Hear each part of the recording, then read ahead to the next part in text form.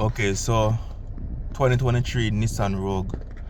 If you're seeing service due on your Rogue, all you have to do is after you change the oil, you switch on the vehicle, and then you use these buttons on the steering wheel. You can press the back button first to navigate through the menu options. So let's navigate until you reach the settings. Settings right there. Then you use the wheel to the left of the steering wheel to press select, and then scroll down to maintenance.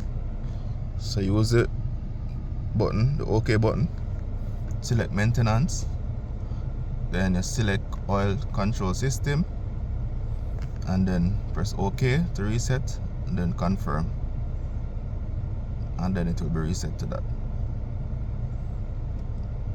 So it's that simple. So go ahead now, scroll down, reset it to 5,000 miles again, and you're good to go.